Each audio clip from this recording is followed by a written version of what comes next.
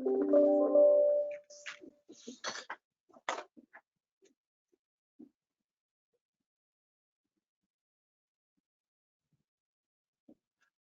everybody. My name's Keegan O'Brien. I'm a CPA in our Bend office, and I'm here and would like to welcome you all on behalf of Jones Roth to our 2025 employment law update. Today, we have the privilege of hearing from attorney Jaclyn Rudebeck with the law firm Watkinson, Laird, Rubenstein.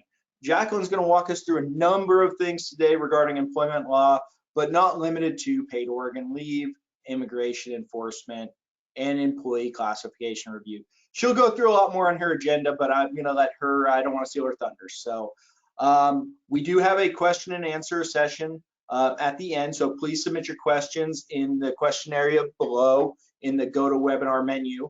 I want to also mention that a PDF with today's slides is available for you to download in the handout section as well. And then before we get going, I would like to quickly introduce you to our healthcare practice advisors here at Jones Roth. And through our practice success plan, we provide year-round value to our practice owners and administrators, helping them to maximize their operational and financial performance. We also support the personal success of each practice owner through integrated tax planning, retirement, and financial management. We'd like to thank our generous webinar sponsor, Watkinson, Laird, Rubenstein, who provides a broad range of legal services to healthcare practices with expert knowledge of complex regulatory environment in the healthcare industry, helping clients to navigate the challenges of operating a healthcare practice. And with that, I'm pleased to introduce our speaker today. Jaclyn is an experienced employment and business attorney and has been working with healthcare practices since 2007. In addition to her experience as an outside counsel, she's held internal executive roles in the nonprofit and private sector. She can relate to many of the demands that her clients face because of this. Jaclyn's also had advanced training in change management and organizational wellness. Her vast practical experience in these areas allows her to offer support beyond just legal compliance to help organizations truly thrive. Jaclyn, thank you for joining us today. Thank you so much, Keegan. And sorry about the technical fumble on my end that everybody missed the first couple slides. So it started out with this screen. And then when Keegan was talking about Jones Roth's healthcare practice group, we had this lovely slide, talked about my firm a little bit, and now here we are. And it wouldn't be a presentation by an attorney if we didn't start with a couple of disclaimers, right? So I want to start by just saying that this presentation is going to include general information today. We're going to talk about some Oregon law and federal law, but it's not intended as specific legal advice for anyone individually on this call or your businesses or the practices that you work with. You should, of course, always consult your attorney to determine which laws apply to your organization, how to comply with them, and to navigate all the questions that might arise after listening to all this content today. Participation in this presentation today does not create an attorney-client relationship with me or with my firm. And the questions or comments that you ask, well, I do absolutely encourage those. Anything that you put in the Q&A is not privileged or confidential, of course. All right, so we have a lot that we're going to talk about today. We're going to do some review of existing law. We're going to talk about some changes in both Oregon and federal law. We're going to talk about some changes that were going to happen and then didn't. And hopefully by the end, we will have time for questions. So please do put your questions in the box so that we can, I like responding to my audience whenever I can. So we're going to spend some time talking today about paid leave Oregon, which has been the law in Oregon for a couple of years now. And there have been some big changes to that. We're going to talk about immigration enforcement, the recent executive orders regarding diversity, equity, and inclusion, and gender identity at the federal level. We're going to spend some time reviewing employee classifications, both the classification between independent contractors and W-2 employees, and we're going to talk about salaried exempt employees and some recent updates regarding those.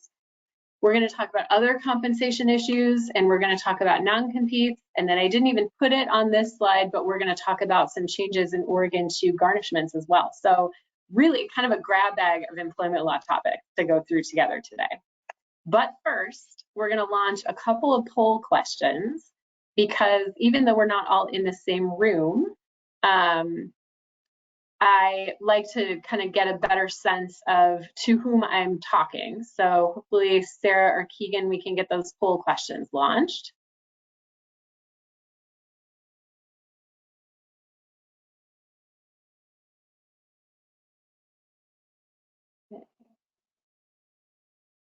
All right, so our first question is, what is your role within your organization? We'll give it just another couple of seconds for people to respond to that one. So we've got about half of you on the call today are the lucky person within your organization that wears the HR or administrator hat. So congratulations to all of you. I am also one of those people, and I should have mentioned at the top. So in addition to being an attorney in private practice, I also serve on the board of our Lane County HR Association, which is our local, here in Eugene, our local SHRM chapter.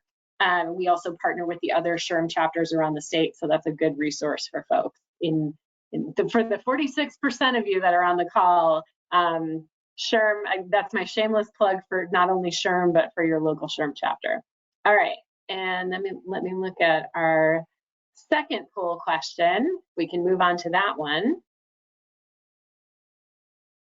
And that question is, give me an idea of the size of your organization. How many, I like to say, how many heartbeats are we employing?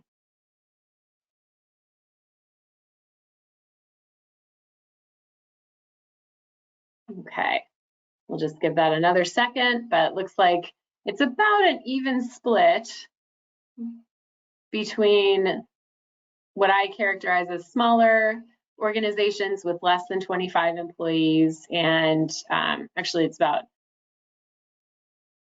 2/3 split, most of you over that 25 employee mark. So the first topic that we're going to talk about is going to be definitely of interest to all of you businesses over 25 employees. I think we can go ahead and close the polls. And then let's just confirm you can all still see my slides. Okay, great. So the first thing that we're going to talk about today is we're going to review our paid leave Oregon laws very briefly. So the paid leave Oregon program became effective a couple of years ago, and it provides protected leave and some income replacement in the form of kind of insurance to employees that they can use for a couple of purposes: for medical leave for themselves, for family related leave, and for safe leave. And unless an employer has an equivalent plan through the state, they're working with either a private insurer or they've self-insured their paid leave Oregon obligation, most of the employees that don't fall into one of those buckets are going to file their claims for benefits through the state, through the employment department, which is the same department that handles unemployment claims in Oregon. So as you all should know very well by this point, this applies to all Oregon employers. It covers any Oregon employee that's earned at least $1,000 in wages in the previous year. Other folks can opt into the program if they choose. So that's all just review.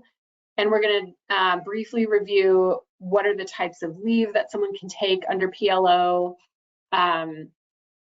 medical leave for their own serious health condition, a family member's serious health condition if the person needs to miss work because they have to provide care for that person, leave to bond with a child during the first year after birth or adoption or foster placement.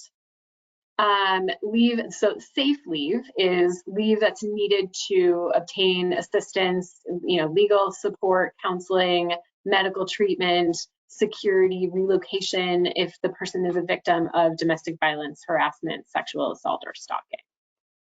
PLO doesn't cover sick child leave, when the child's illness is not a serious health condition. It doesn't cover bereavement leave. It doesn't cover military-related leave, either for military service people or military family members. So some of the big recent changes with PLO are that initially, as an employer, when you received notice that one of your employees had filed a PLO claim, you had 10 days to respond to the employment department's request for information. And that time frame has been shortened. Now it's a 5-day time period to respond. So just be aware of that, that it's a little tighter turnaround. Most of that, if not all of that communication, is going to happen through the Francis online system. That's that online system that the employment department maintains for managing these claims. Another kind of important development on this is the employment department is now going to be sharing the employee's estimated benefit amount with the employer, which is important because you might recall employers have to allow their employees to choose to use, if the employer provides paid sick time, paid vacation, or PTO, kind of puts it all in one bucket, you have to let your employees use that if they have that available while they're also claiming PLO benefits. And it is legal to cap that usage of their employer-provided PTO at 100% of wage replacement. So if the employee makes a claim for PLO benefits and they are not receiving 100% of their wages replaced, then they can use their employer-provided PTO to reach their typical wage amount. Employers don't have to cap it at 100%, but you can. Excuse me. But that was really administratively difficult to do, especially proactively, if we didn't know what the employee's benefits were going to be. So the employment department made, I think, a wise change on this, in that they're now going to be providing that information to employers, again, through the Francis online portal, which will make it easier for those employers that have policies that someone can use their PTO, but only up to 100% of their typical weekly wage. Again, employers don't have to allow for that cap or limit it to that cap. You can effectively allow employees to double dip if they want to, and if your policy allows for that. So that may be something to talk to your employment counsel about, that, just so you understand how that's going to work. I think we may see, now that the employment department is going to be providing more transparency, and hopefully a little bit sooner in the process, as to the employee's benefit amount, we may see more employers imposing that 100% cap than we had previously. Okay, and then the biggest change, though, particularly for those organizations with 25 or more employees that are subject to both the Paid Leave Oregon laws and OFLA, the Oregon Family Leave Act, which has been the law in Oregon for a long time. Big changes took effect last July. So effective July 1st of last year, what had been significant areas of overlap between the two programs have been eliminated. So now there's essentially little to no overlap between Paid Leave Oregon categories of protected leave and the protected leave provided by OFLA. There was one other additional change that just became effective as of January 1st. Previously, if an employee took off time before the adoption or foster of a new child to their family, that was covered under OFLA. Now that's under PLO, effective January 1st.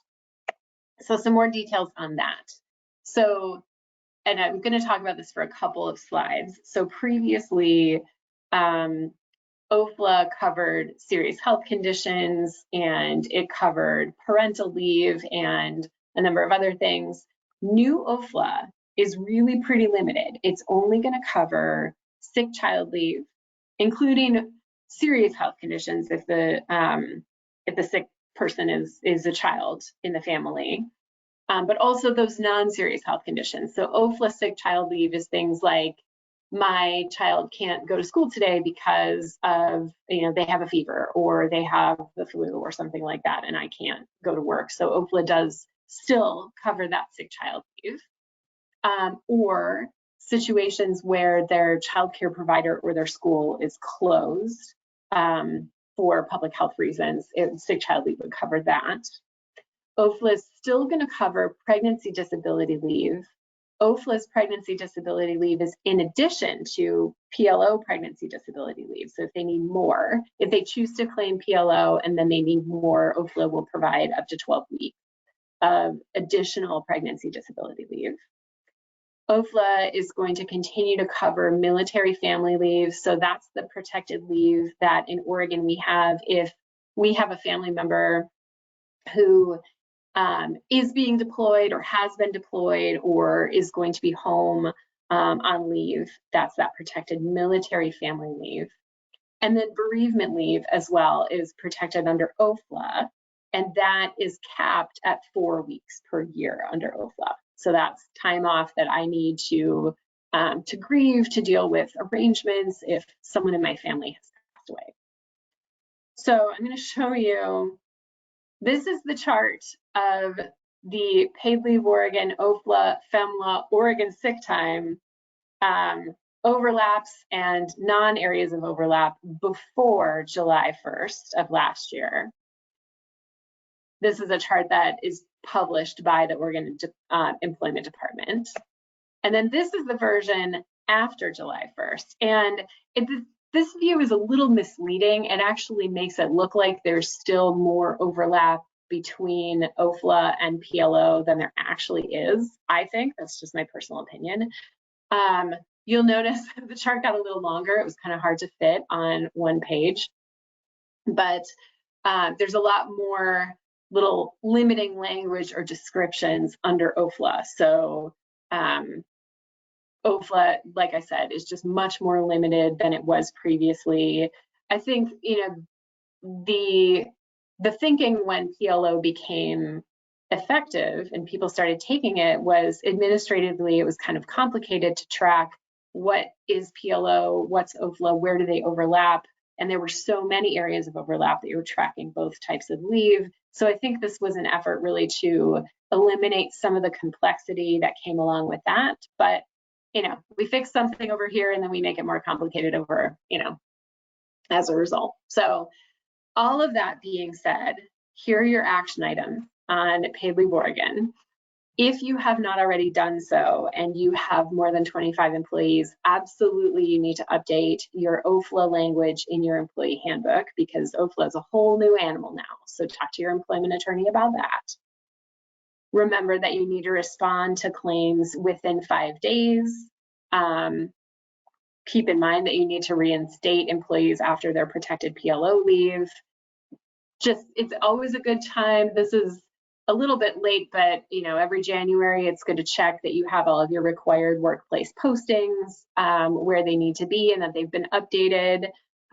Remember to ensure that that PLO notice is posted in your workplace and that we're providing it to employees upon hire and when our coverage changes, particularly if we have an equivalent plan. And make sure if you do have an equivalent plan, make sure your employees know that they're not filing with the state, the employment department, they're filing with the plan. So that was a real quick overview of changes regarding PLO and OFLA. Now we're going to switch gears and talk about something that's more federal in nature. So there's been a lot of discussion in the news about immigration enforcement with the new administration. It's been 1 month today since President Trump's second term began. So it's been a wild news cycle. It's been a lot to stay on top of and keep up with. And actually about 90 minutes before this presentation today, I was still working with, shout out to our provisionally licensed attorney, Kara Williams, who's on the call, was helping me with some research for this presentation today. That's just the pace that things have been moving right now.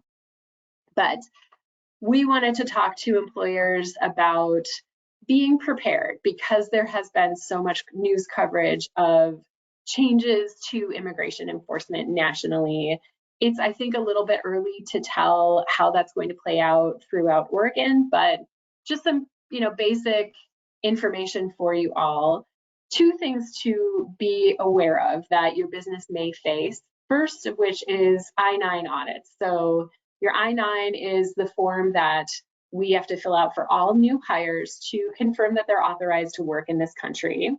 That form does get updated periodically, and it was updated recently, so make sure that you're using the most current form. You may want to consider auditing those periodically, proactively. If you do that, make sure that you're working with your legal counsel. If you identify any issues, so that you know, do I need to get a new I-9 for this employee or not? Oh, I realized that we never did one for this person. Make sure that you're working with your legal counsel on that. If we are missing I-9s, if we haven't done that, just an idea, just wanted to give you all an idea of the civil fines for non-compliance with the I-9 rules. Those fines can range from just under $300 to just under $3,000 per I-9 that either doesn't exist or isn't completed in compliance with those requirements. So that can add up depending on the size of your workforce. But the main thing that I wanted to talk about today is that you could receive, your business could receive a notice of inspection of your I-9. So that's basically the Immigration and Customs Enforcement coming to your business and saying, your number is up, we're going to inspect your I-9s to make sure that you're in compliance. If you receive one of those notices, you have 3 days to produce them. So it's not necessarily we're going to sit here and look at them all immediately. You would receive a written notice of inspection, and then you have 3 days to produce them. So if you receive a notice of inspection along those lines, make sure that you're contacting your legal counsel right away so that you can work together on that response. In Oregon, you also need to notify your employees if you receive one of those notices of inspection. So within 3 business days, in addition to producing those I-9s as requested, you need to notify employees that you received that notice. So be aware of those things. And then I also want to talk about workplace inspections, because again, these are things that when they happen, they tend to make a big splash in the news, and there has been a lot of coverage on that topic lately. So I recommend that all businesses have a workplace inspection response plan. And a couple things to keep in mind. First of all, there are multiple reasons why an Immigration and Customs Enforcement agent might show up at your place of business or serve you with documentation, appear at a workplace with documentation. That includes if you had an employee that was not a citizen previously and now they're seeking naturalization, an administrative subpoena to verify information that that employee had provided, delivery of one of those notices of inspection that we talked about previously. Sometimes they can show up with an arrest warrant for a particular worker. So the takeaway on this is, first of all, don't assume if an ICE agent shows up at your place of business, don't assume that you know why they're there or what they're there to do. You need to inspect any documentation very thoroughly. And again, contact your attorney. I'm going to say that like a broken record during this presentation, but that's really important under these situations. If, though, the reason that they're there is to conduct a more broad-based workplace inspection, or a raid as they're called, to enter a private space, ICE needs either consent or a judicial warrant. So it is totally fair game and recommended to ask for, to see the warrant before allowing an inspection. And you want to make sure that your employees are trained to, understand how to respond if that were to happen.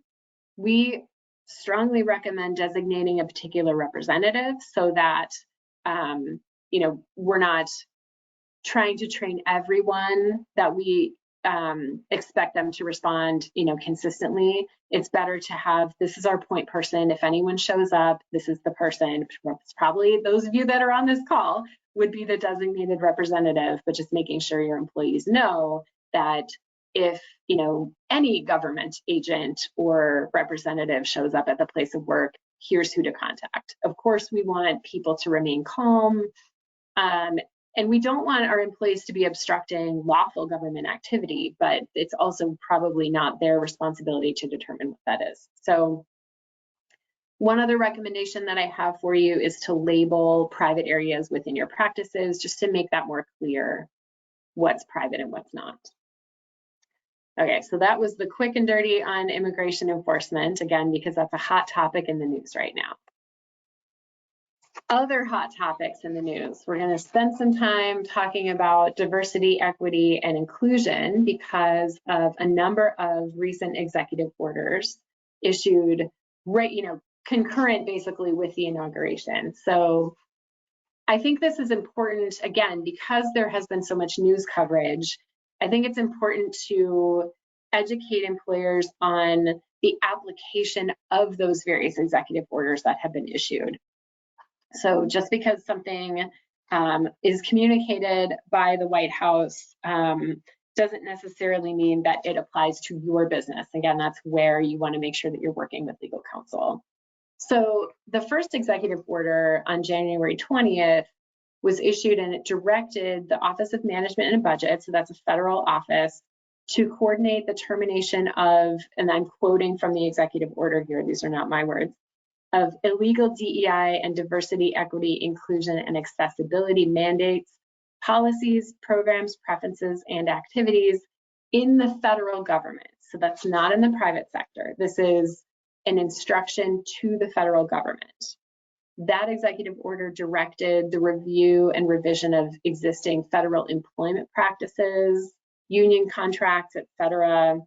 It required agencies and department heads within 60 days to take steps to terminate various DEI activities within their agencies.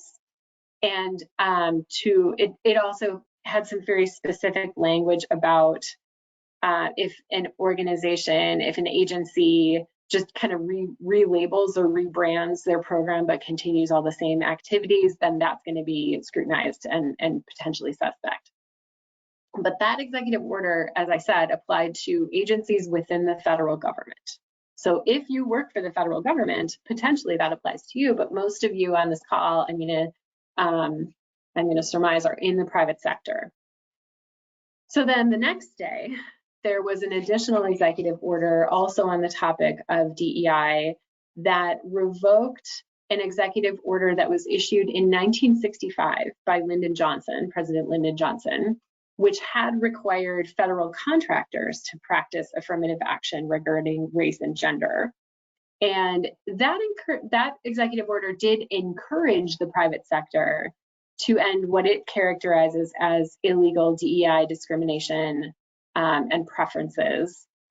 But again, that's just encouragement. So neither of these executive orders requires anything of the private sector at this time.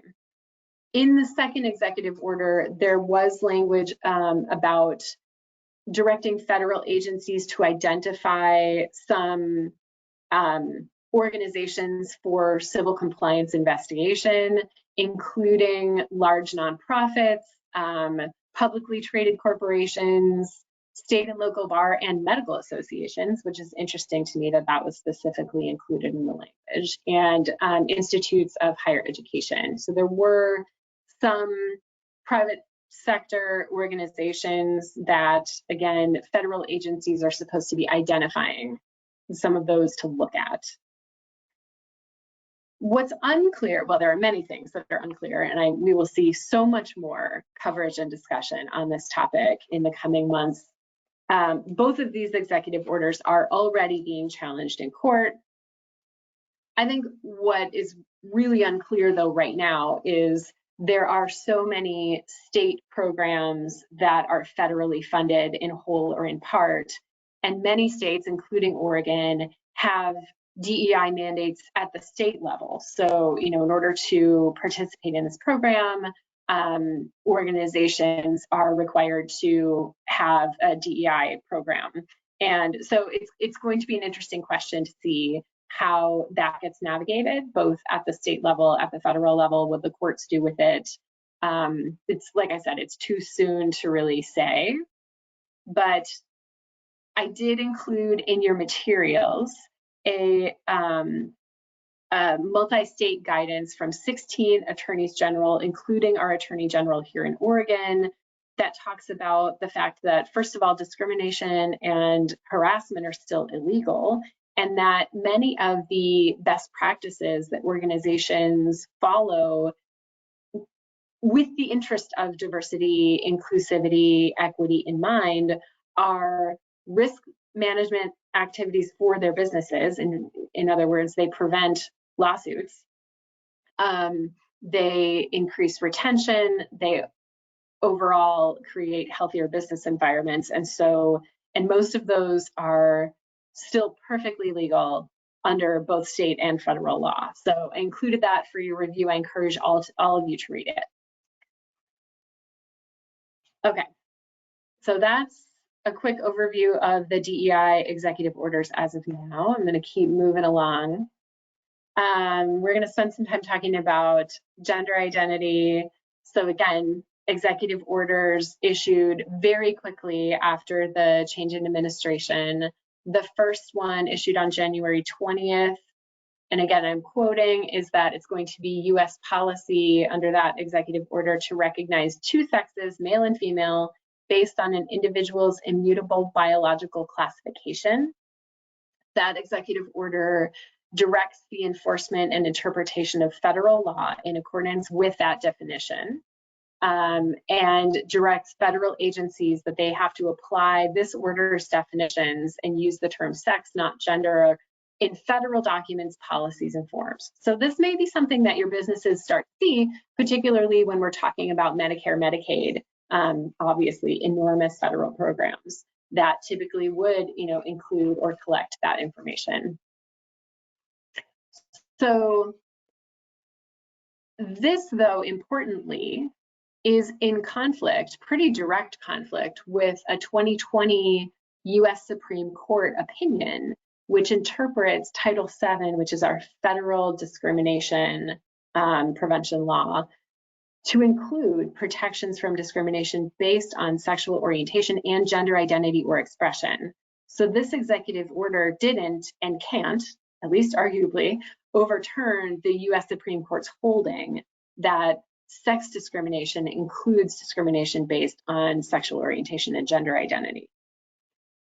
It's also important to note that Oregon law, specifically by statute, includes gender identity as a prohibited basis for discrimination. So that those two things are really in kind of direct conflict with this January 20th executive order, which is being challenged, of course. Then that January 20th executive order was followed up with another one banning federal funding or support for gender affirming care for people under age 19, not 18, but 19. February 5th, an executive order that rescinds funding from educational programs related to allowing transgender individuals to participate in sports. So lots of movement on this front right now. So again, we've got to keep in mind, first of all, the tension between this executive order and other federal law and our Oregon state law. And I think it's also really important to keep in mind that there could be, a lot of different interpretations of what this means, particularly among your employees. And it certainly could be that some individuals that align with these positions might feel emboldened in the workplace to engage in conduct that under the law is discriminatory under both state and federal law. And so we still, as employers, have an obligation to make sure that that's not happening within our workplace, that we're not undertaking unreasonable risk to the organization because of that. So, we've got to make sure that we're not allowing or allowing discriminatory conduct in our workplaces on the basis of gender identity. Okay, I'm just checking my note. I have a lot of notes today. Normally I just do this based on the slides, but because all of this is so recent, I've got a lot of notes. So anybody who is a federal contractor should review any new contracts with the federal government to see if there is a change to language regarding gender-related conditions. Okay, shifting gears again. So now we're going to spend some time talking about independent contractors in Oregon. And and at the federal level. So the U.S. Department of Labor issued a new independent contractor test last year. And this is this analysis to determine, is someone really under the law an independent contractor, or are they an employee? Do they need to be paid, W-2 with withholdings? So the test under the Department of Labor federal law is, does the person have an opportunity for profit or loss depending on their managerial skills? So are they actually running their business? Do they have a stake in this? And some level of discretion. The investments by the worker and the potential employer. So does the worker have some skin in the game here? Have they purchased tools, equipment? Have they purchased insurance for their work activity? Are they paying their own certifications? Things along those lines. The degree of permanence of the work relationship. So is this a fairly temporary engagement? Is it something that my business needs for a couple of months? Is it project-based and then it's going to end? Or is this person going to work for me for the foreseeable future, at will employment notwithstanding? The big one here, the nature and degree of control. So if the employer, if the business has a lot of authority to direct the worker's performance and how they do it, when they do it, all of that, they are much more likely to be considered legally an employee rather than an independent contractor. The extent to which the work performed is an integral part of the potential employer's business. So the example that I like to use here is the work that this worker is doing part of the core function of what my business does, or is it ancillary? So I'm an owner of a law firm. We contract with another business to provide IT support. Our core function is to practice law and serve our clients. Our core function is not to be a computer professional, so we outsource that. So the extent to which, again, the work that this person is doing is integral to the reason that our business exists. And then overall, the skill and initiative. So that's the 6-factor test under the Department of Labor's new rule as of last March. Keep in mind, though, that there are multiple tests under different laws to determine whether someone is an independent contractor or an employee. The IRS has a test, the Oregon Department of Revenue, Oregon Employment Department, DCBS, Workers' Compensation Division, all of those state organizations follow a test that's specified in ORS, that's Oregon Revised Statute 670.600. And then BOLI has its own test. The Oregon tests, again, really focus on that question of whether the worker is really free from the business's direction and control. Can they kind of call their own shots and figure out how they're going to get the work done? And whether the worker is economically kind of independent of the business to which the services are being provided. Again, do they have their own skin in the game, so to speak? Do they have their own risk of loss? Or are they really just being paid by the hour for completion of work, in which case most of the time they're going to be considered employees? Things that are not determinative of independent contractor versus employees is whether there's a creation of a business entity. That can help. That can certainly help, but that factor alone is not determinative. Also not determinative whether there's a contract just calling them an independent contractor. That's not enough. Again, having a contract probably helps because you can demonstrate some of these other elements within the written contract, but that on its own is not going to be enough. And just paying someone and issuing a 1099, again, on its own is not going to be enough. I included a link in the slides to Oregon has a pretty great website that summarizes all of this information. So I encourage you to familiarize yourself with that and then talk with your legal counsel. All right, so now we're going to talk about salaried exempt employees at the federal level. And this is going to be a little bit of a review. So first of all, just want to remind everybody that to pay someone on a salary basis and have them be considered legally exempt from breaks and overtime we have to meet three things.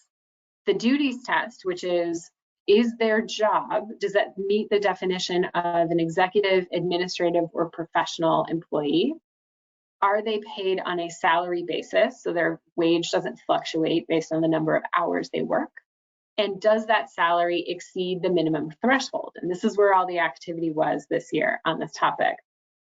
So in 2024, there were new salary thresholds, and I say were, spoiler alert, there were new salary thresholds passed. So as of July 1st, 2024, the minimum salary that someone could make to be legally considered exempt from overtime went up from about $35,500 a year to just under $44,000 a year. And it was set to go up again effective January 1st, 2025, all the way up to $58,000 and change per year. And then every 3 years after July 1st, 2027, it was going to be adjusted again based on a formula. However, those Department of Labor rules were struck down.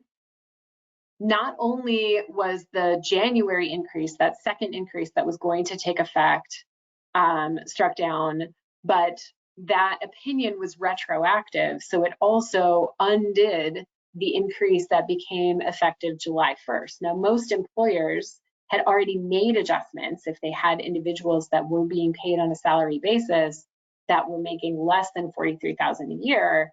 Most of them had already, of course, made adjustments to either increase that person's compensation or change them to an hourly non-exempt employee.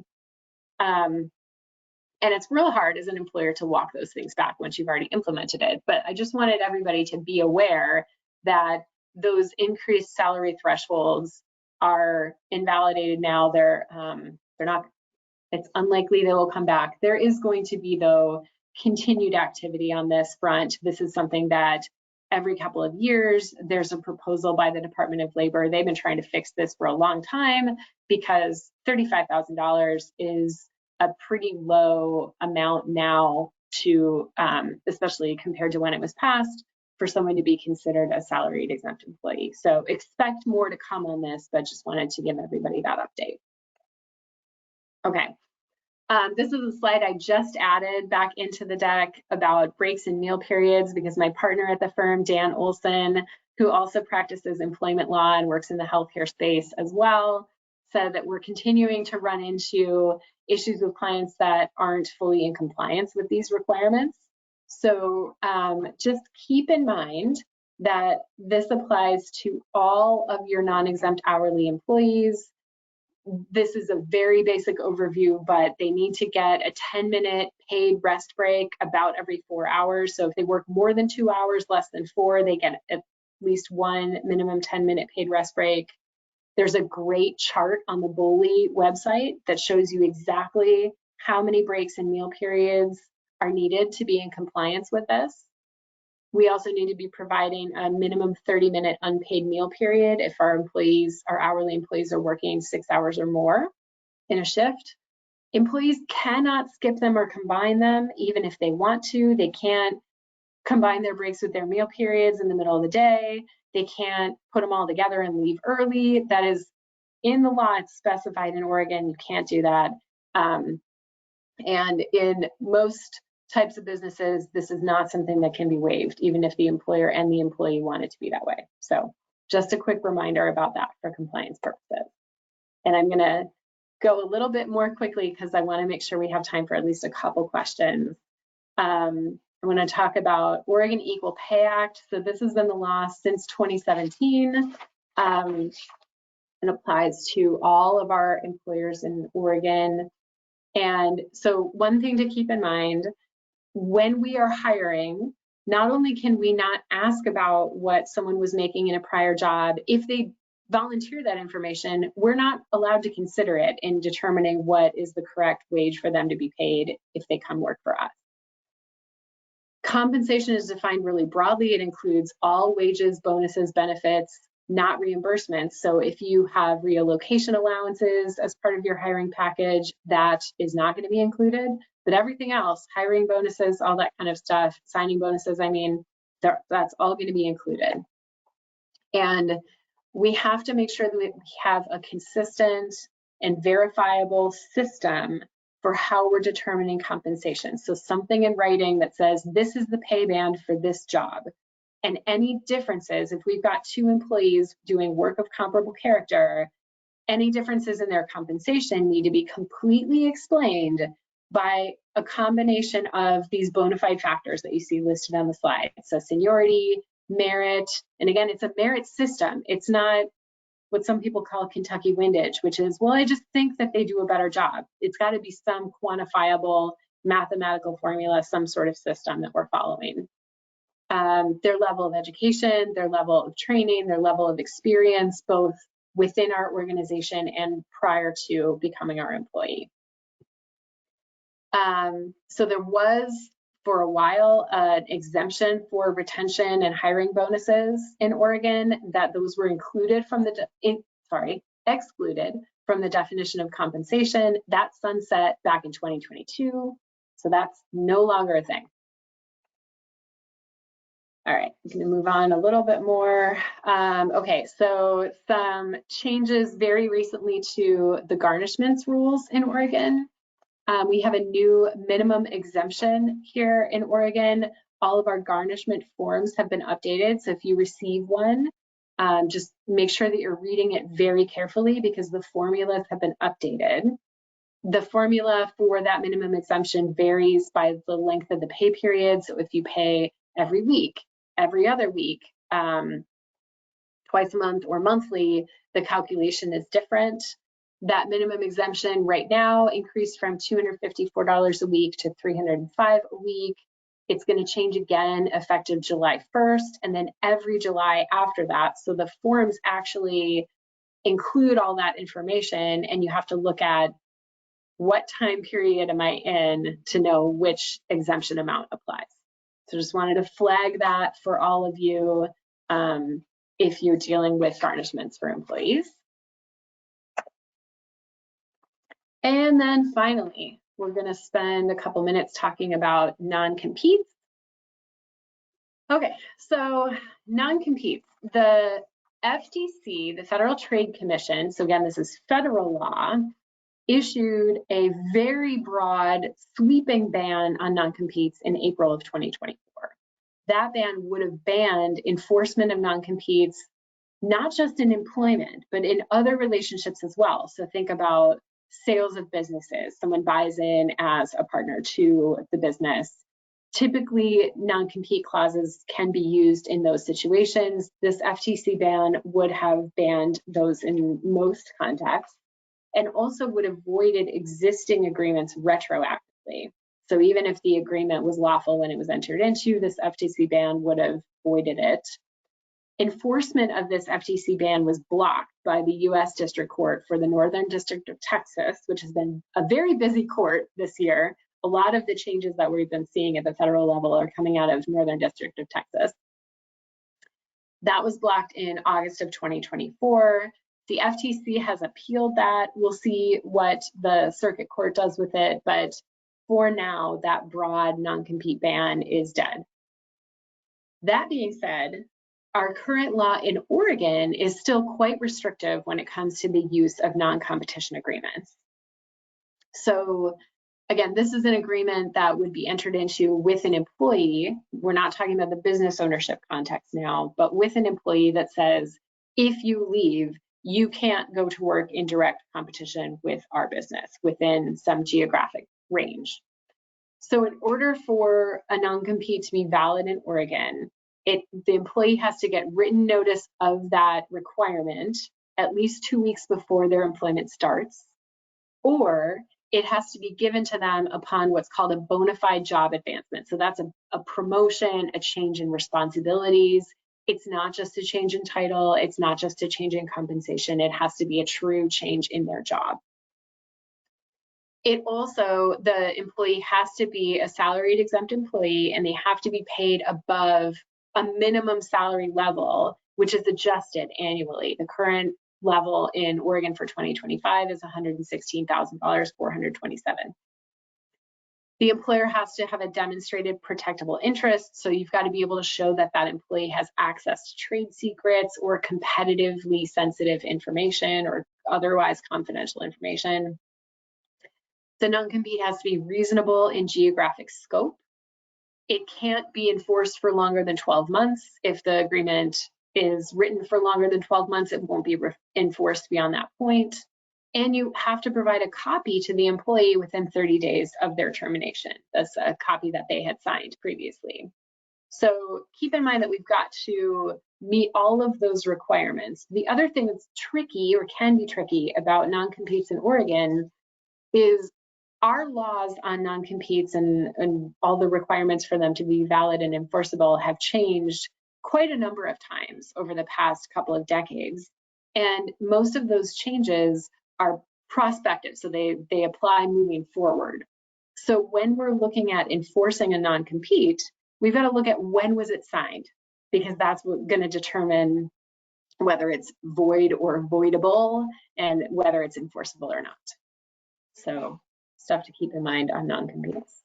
And then just a couple of notice reminders that I like to always, when I have an opportunity talking to employers, remind you that you need to be doing this. So our Oregon Workplace Fairness Act requires our policy on discrimination, harassment prevention has to be available in the workplace. We've got to provide it to all new hires. So if it's in our employee handbook, that's where it should be. We've got to provide that. And we've got to provide it anytime someone makes a complaint or that should say raises a claim regarding discrimination or harassment in the workplace, we've got to provide them a copy of that policy at the time. So just a reminder on that. And then also our pregnancy workplace accommodation notice needs to be provided. There's an Oregon model notice on this. You can get it on the Bully website or from your employment attorney. That also needs to be provided to all new hires and within 10 days, anytime an employee notifies you of their pregnancy. So employee comes to you and says, I'm expecting, and you have this lovely conversation with them, and you've got to provide them with that notice of their pregnancy accommodation rights in Oregon. Okay, with that, we've got just a couple minutes for questions. So please keep your questions coming, put them in the chat, and I will do my best to answer as many of them as we can.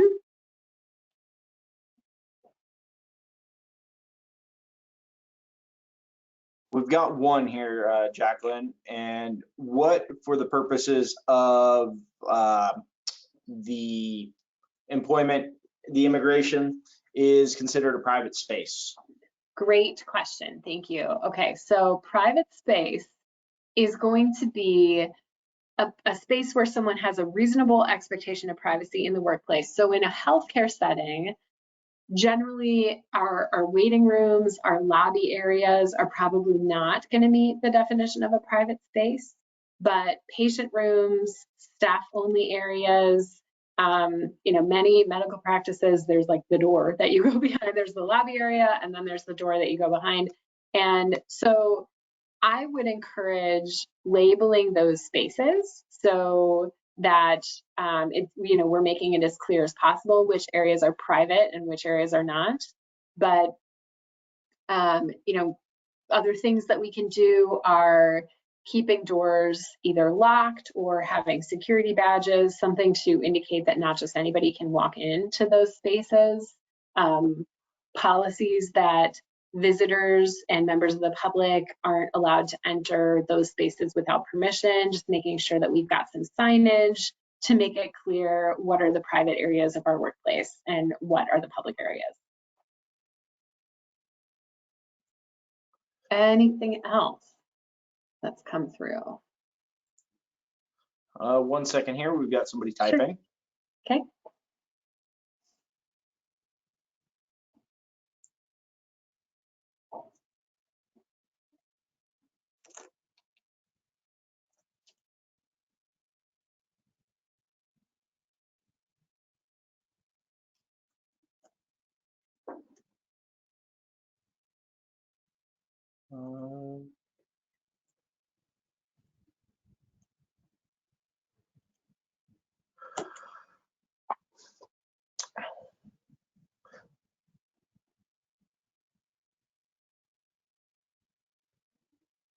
Okay, here's a question for you.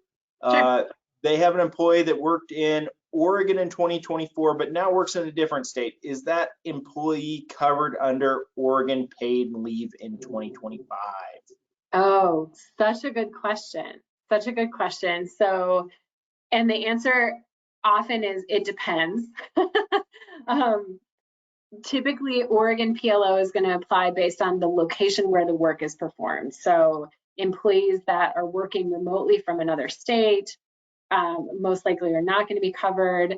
And this is absolutely a question that I would encourage you to talk through with your employment attorney, because that analysis can be really fact specific. There is a joint letter that was issued between Oregon and Washington, because Washington has its own paid family leave program. And so there's a joint letter that was issued to provide guidance for employers that have employees that either work in both states or, live in one state and work in another, like if we're talking about the Portland metro area. So very, very fact specific, but most of the time we're looking at the location where the work is performed. But that kind of tees up another really good topic that I didn't put in the slides. If an employer has employees that are working remotely, so if the employer is based in Oregon, but we have remote employees that are working in other states, most of the time we have to be set up as an employer in each state where we have someone doing the work. And again, the applicable employment laws for a lot of situations are going to depend on the place where the work is being physically performed. So that's another really important thing to be talking with your employment counsel about, how to handle those situations. Came up a lot during COVID. It's kind of a little bit less thing now, but. Got time for one last question here, and then for the OFMLA, for OFMLA with 25 plus employees, is that effective the moment you cross that 25 employee threshold, or is there a look back period for eligibility for things like paid leave Oregon? Right. Yep. It's not effective the moment you cross that threshold. You have to have 25 or more employees for a certain period of the year before you become required to abide by OFLA. So again, talk to your employment counsel, but that is a really important threshold to just have on your radar. That I work with a lot of clients that kind of dance right above that 25 employee line, right above or below, and they fluctuate depending on whether they're fully staffed. So if that's you, if that's true for your business, you want to look at there are specific requirements in the OFLA rules about for how much of the year did you have 25 or more employees to determine whether that applies. Good question.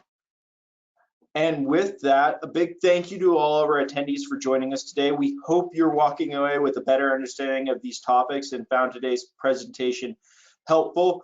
And a big thank you to Jaclyn for sharing her expertise with us today. Take care and have a great weekend, everyone. Thank you so much, Keegan. Take care, everybody.